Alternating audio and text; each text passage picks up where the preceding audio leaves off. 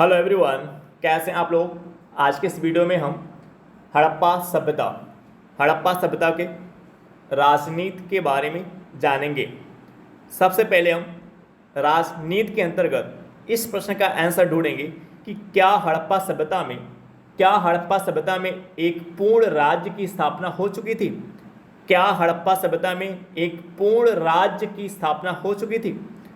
इस संबंध में देखें तो कौटिल्य के अर्थशास्त्र के अनुसार संप्रभुता, मंत्रीगण, आबादयुक्त क्षेत्र, शक्ति और बंधुत्व, किला, राजकोष को राज्य का अभिन्न अंग माना गया है।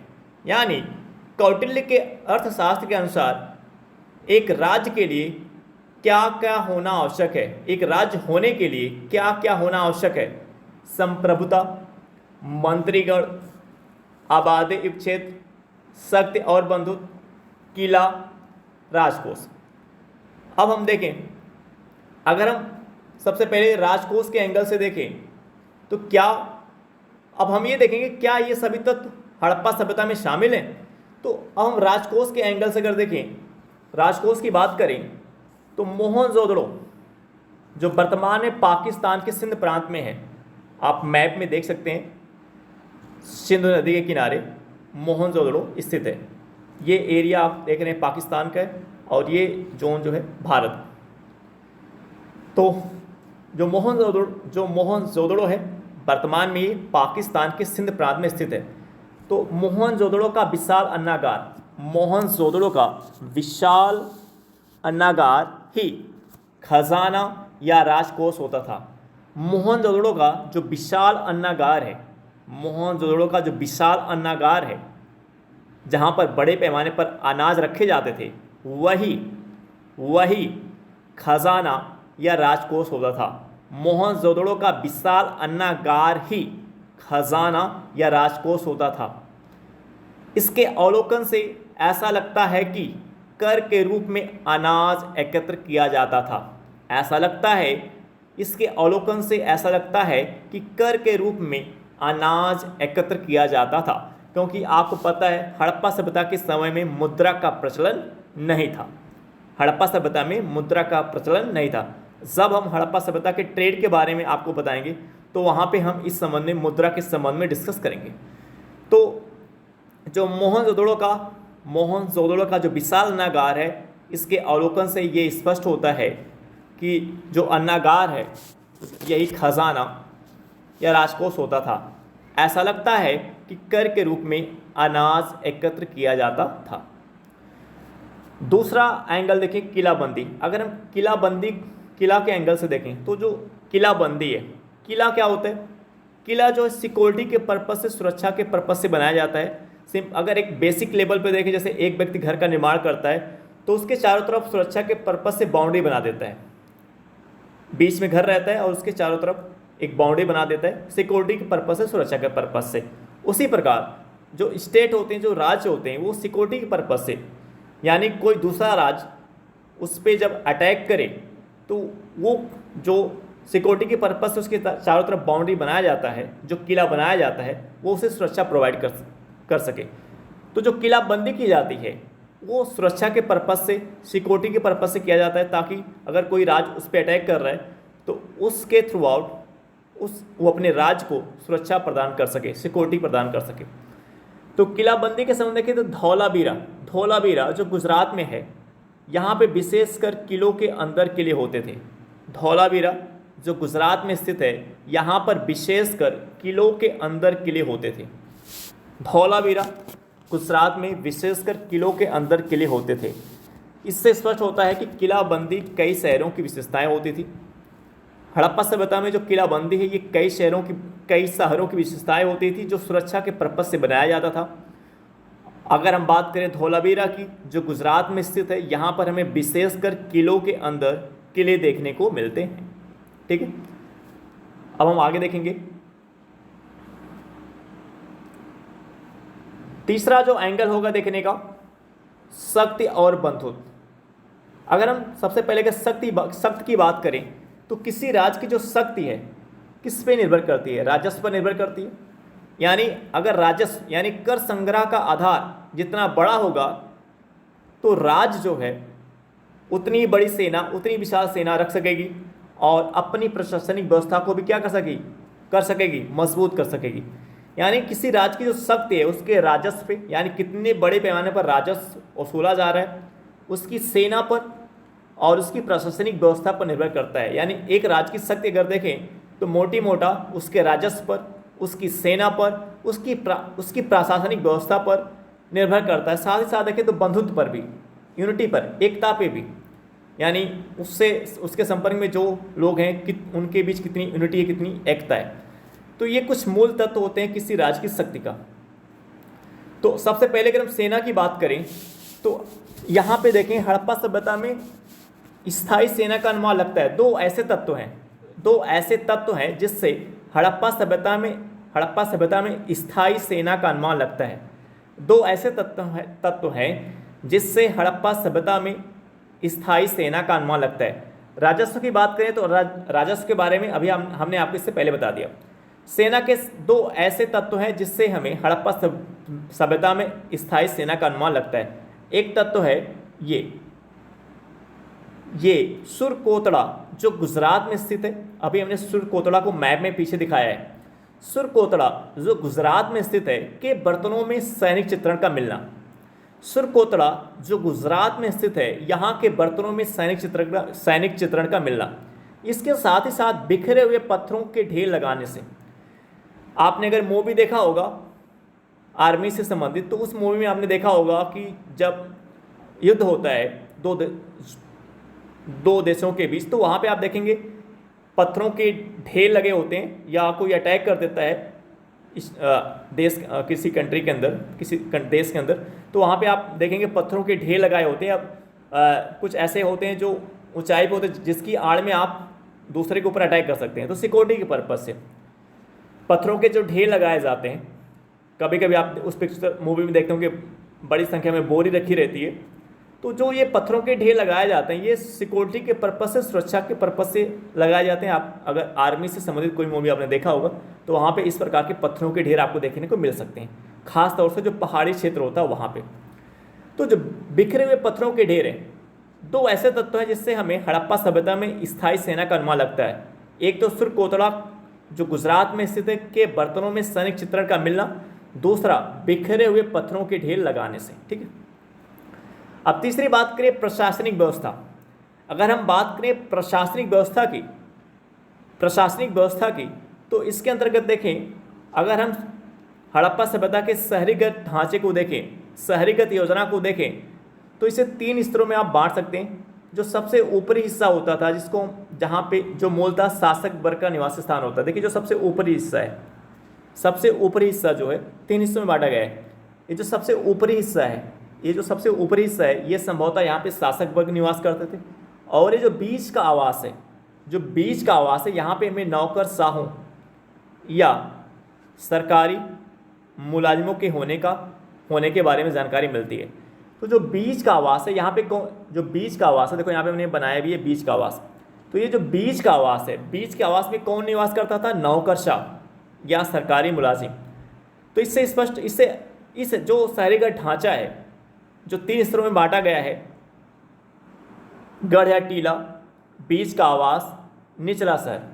तो जो गढ़ या टीला है यहाँ पे संभवतः कौन निवास करता था? शासक वर्ग। और जो बीच का आवास होता था वो किसके लिए होता? नौकरशाहों के लिए होता था।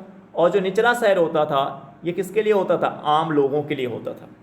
इस शहरीगत ढांचे से हमें हड़प्पा सभ्यता में प्रशासनिक व्यवस्था के होने का अनुमान लगता है। इस शहरीगत ढांचे से हमें हड़प्पा सभ्यता में प्रशासनिक व्यवस्था के होने का अनुमान लगता है, क्योंकि प्रशासनिक व्यवस्था का जो मूल आधार वो क्या है? नौकरशाह या सरकारी मुलाजिम। तो इससे हमें हड़प्पा सभ्यता में प्रशासनिक व्यवस्था का भी अनुमान लगता है, राजस्व का अनुमान लगता है और सेना का, एक स्थायी सेना का, जो शक्ति और जो हड़प्पा सभ्यता की शासक की शक्ति के बारे में जानकारी देता है। और हड़प्पा सभ्यता के राज्य की अगर हम बात करें, जो शक्ति हड़प्पा सभ्यता की शक्ति और बंधुत्व, जो जिस प्रकार से आप हड़प्पा सभ्यता में जो शहरीगत विकसित ढांचा आप देख रहे हैं और जो बड़े पैमाने पर ट्रेड व्यापार हड़प्पा सभ्यता में हो रहा है, इससे अनुमान लगता है कि जो राज्य है वो क्या शक्तिशाली है, शक्तिमान है। क्यों? क्योंकि कोई भी राज्य ट्रेड के लेवल पे, व्यापार के स्तर पर, शहरी ढांचा के स्तर पर तब तक विकसित, बड़े पैमाने पर विकसित नहीं हो सकता जब तक वो राज्य क्या ना हो, शक्तिशाली ना हो, शक्तिमान ना हो। वर्तमान समय में बहुत से ऐसे आप देश देखें, जैसे सीरिया आप देख सकते हैं, पाकिस्तान आप देख सकते हैं कि आर्थिक स्थिति खराब है, क्योंकि यहाँ पे जो सरकार है उसकी पावर क्या है, कम है। यानी स्टेट जो है, जो केंद्र सरकार, जो वहाँ की सरकार है पाकिस्तान की, वहाँ पे राजनीतिक अस्थिरता आपको देखने को मिल रहा है। यानी वहाँ जो पाकिस्तान की सरकार है उसकी शक्ति कमज़ोर आपको देखने को मिल रहा है, क्योंकि वहाँ पे आपको पाकिस्तान की गवर्नमेंट में अगर देखें तो वहाँ उसकी सरकार में सेना का हस्तक्षेप आपको ज़्यादा वहाँ पे देखने को मिला। तो इस प्रकार से बहुत से ऐसे राज्य हैं, सीरिया हो गया, पाकिस्तान हो गया, अफगानिस्तान हो गया, जो आर्थिक रूप से आर्थिक स्थिति इनकी कमज़ोर है, वीक है। क्यों? क्योंकि यहाँ पे जो सरकार है वो शक्तिमान नहीं है, पावरफुल नहीं है। तो अगर एक देश में अगर आप बड़े पैमाने पर ट्रेड देख रहे हैं, ट्रेड, व्यापार, आर्थिक गतिविधियाँ, मूवमेंट अगर बड़े पैमाने पर हो रहा है, साथ ही साथ एक जो आप जैसे आपने बताया ट्रेड बड़े पैमाने पर हो रहा है, और जो शहरी का ढांचा है वो बड़े पैमाने पर विकसित है, इन सब से ये स्पष्ट लगता है कि राज्य क्या शक्ति है, शक्तिमान, शक्तिशाली है। तो इस प्रकार हम देखें तो एक तत्व जो हमें और हड़प्पा सभ्यता में देखने को मिल रहा है कि राज्य शक्तिमान है, और इसकी शक्ति के जो तत्व है वो भी हमें हड़प्पा सभ्यता में देखने को मिल रहे हैं। अब हम बात करेंगे संप्रभुता। संप्रभुता क्या होता है? इस एंगल से अगर हम देखें तो किसी भी राज्य की संप्रभुता क्या होता है? कोई भी राज्य संप्रभु तब होता है, कोई भी राज्य संप्रभु तब कहलाएगा जब वो आंतरिक स्तर पर और बाह्य स्तर पर, जब वह आंतरिक स्तर पर और बाह्य स्तर पर स्वतंत्र रूप से निर्णय ले सके। कोई भी राज्य संप्रभु तब कहलाएगा जब वह आंतरिक स्तर पर और बाह्य स्तर पर स्वतंत्र रूप से निर्णय ले सके।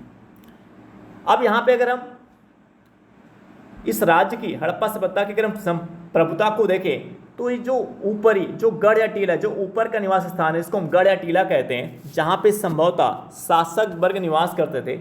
इससे हमें संभवतः प्रभुत्व संपन्न सत्ता का जो गढ़ या टीला है, यह संभवतः प्रभुत्व संपन्न सत्ता का केंद्र होता था। यानी हड़प्पा सभ्यता का जो गढ़ या टीला है, जो ऊपरी निवास स्थान है, उससे हमें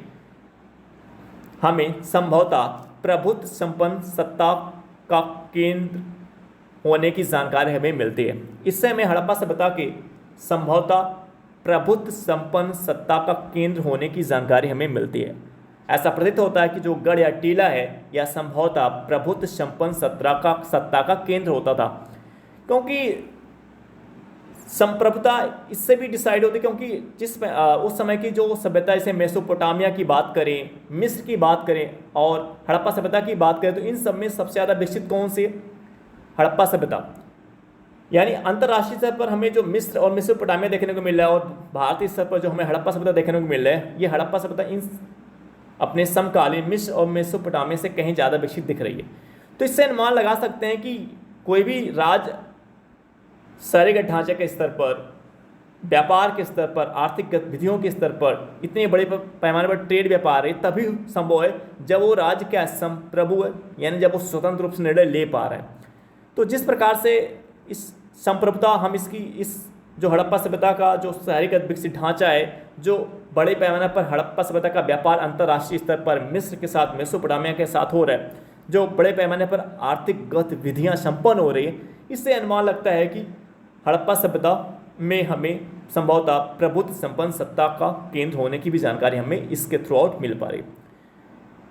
तो आपको पता है कि कोई भी देश अगर किसी देश का गुलाम है, किसी के अधीन है, जैसा कि भारत कई वर्षों तक गुलाम रहा, तो उस समय आप देखेंगे कि भारत में बड़े पैमाने पर गरीबी थी, बड़े पैमाने पर बेरोजगारी थी, डेवलपमेंट नहीं था, विकास नहीं था, बड़े डेवलपमेंट नहीं दिख रहा था, विकास नहीं दिख रहा था। आर्थिक स्तर पर, सामाजिक स्तर पर, कई स्तरों पर हमें समस्याएं, भूखमरी, बेरोजगारी जैसी समस्याएं हमें देखने को मिल रही थी, क्योंकि भारत दूसरे देश का क्या था, गुलाम था। तो कोई भी देश अगर वो संप्रभु नहीं होगा, यानी आंतरिक और बाह्य स्तर पर स्वतंत्र निर्णय नहीं ले पाएगा, तो वो फिर विकसित नहीं कर पाएगा। ना तो आर्थिक स्तर पर विकसित कर पाएगा, ना तो शहरी के ढांचे के स्तर पर विकसित कर पाएगा, ना तो सामाजिक स्तर पर विकसित कर पाएगा। तो उसकी जो डेवलपमेंट, उसका जो विकास उसकी संप्रभुता के ऊपर भी निर्भर करता है। तो इससे हमें अगर इन बातों को देखें, इन बिंदुओं को अगर देखें, तो हड़प्पा सभ्यता के एंगल से देखें तो हमें ऐसा लगता है कि जो गढ़ या टीला है उससे हमें हड़प्पा सभ्यता में संभवतः प्रबुद्ध संपन्न जो गढ़ या टीला है ये संभवतः प्रबुद्ध संपन्न सत्ता का केंद्र होता था। यानी ये भी तत्व हमें हड़प्पा सभ्यता में शामिल होता हुआ दिख रहा है। आबादी क्षेत्र की बात करें तो हड़प्पा संस्कृति एक बड़े क्षेत्र में कमोबेश समान दिखती है। हड़प्पा संस्कृति एक बड़े क्षेत्र में कमोबेश समान दिखती है और पूरा हड़प्पा क्षेत्र एक अच्छी आबादी वाला क्षेत्र प्रतीत होता है। पूरा हड़प्पा क्षेत्र एक अच्छी आबादी वाला क्षेत्र था।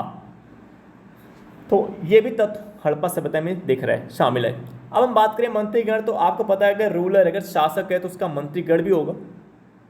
अगर हमें शासक की हमें ये जानकारी मिल रहा है कि गढ़ या टीला संभवतः किसका निवास स्थान है, शासक वर्ग का निवास स्थान है, शासक वर्ग वहाँ पे रहते थे, तो इससे यह अनुमान लगता है कि उसका एक मंत्री, जैसे आप प्रशासनिक व्यवस्था के अंतर्गत आप बता रहे हैं कि नौकरशाह या सरकारी मुलाजिम की जानकारी आपको मिले जो बीच के आवास में स्थान, बीच का जो इनका जो निवास स्थान क्या था, बीच का आवास।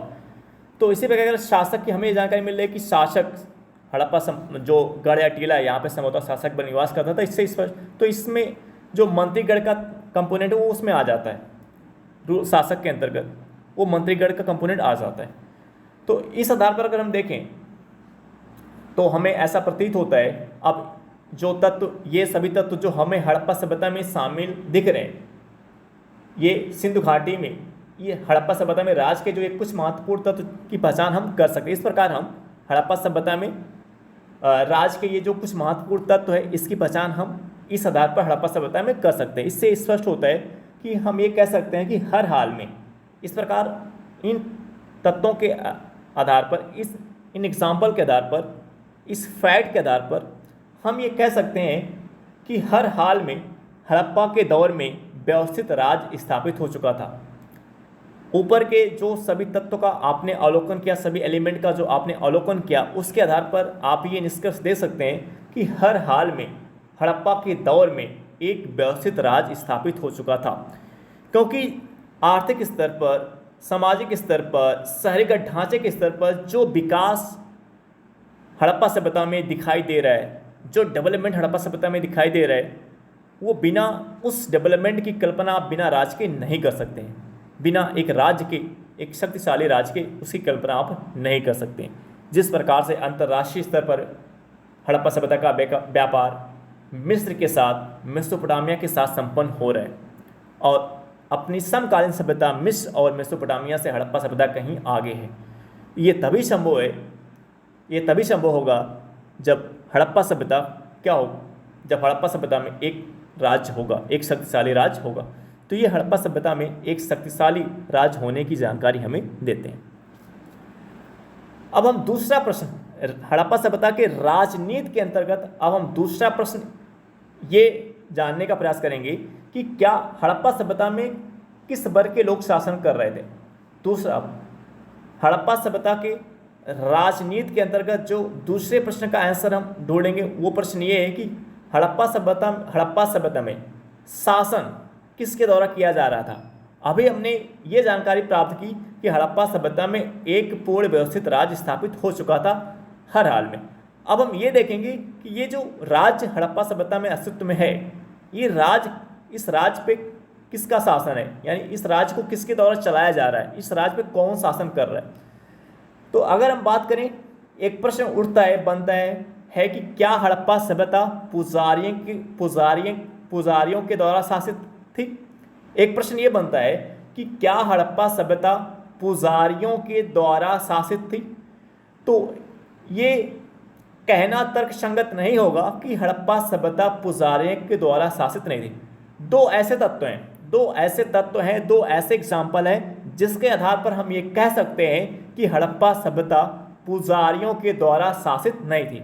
हमारे पास दो ऐसे एग्जाम्पल दो ऐसे तत्व हैं जिसके आधार पर हम ये कह सकते हैं कि हड़प्पा सभ्यता पुजारियों के द्वारा शासित नहीं थी।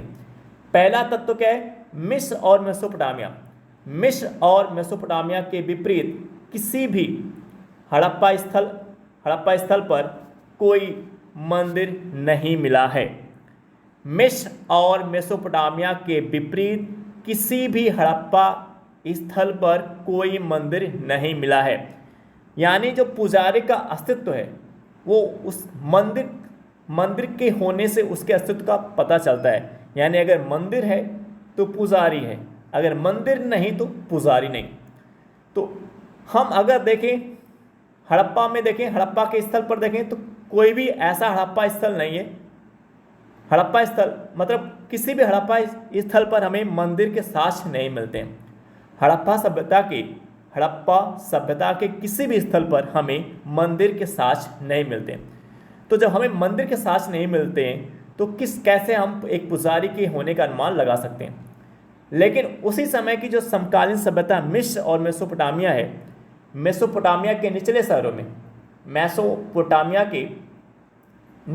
में हमें मेसोपोटामिया के जो निचले शहर है यहाँ पे मंदिर के साक्ष्य हमें मिलते हैं।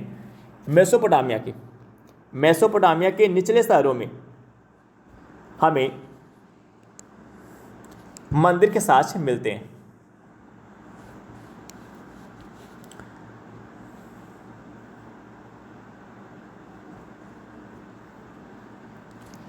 मेसोपोटामिया के निचले शहरों में हमें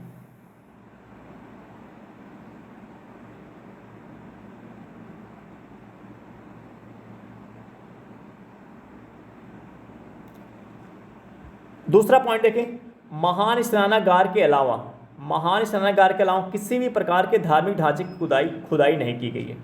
महान स्नानागार के अलावा, ये आप महान स्नानागार फिगर में देख सकते हैं, महान स्नानागार के अलावा किसी भी प्रकार के धार्मिक ढांचे की खुदाई नहीं हुई है। महान स्नानागार के अलावा किसी भी प्रकार के धार्मिक ढांचे की खुदाई नहीं हुई है। तो दो ऐसे तत्व हैं जिसके आधार पर हम ये कह सकते हैं कि हड़प्पा सभ्यता पुजारी के द्वारा शासित नहीं थी।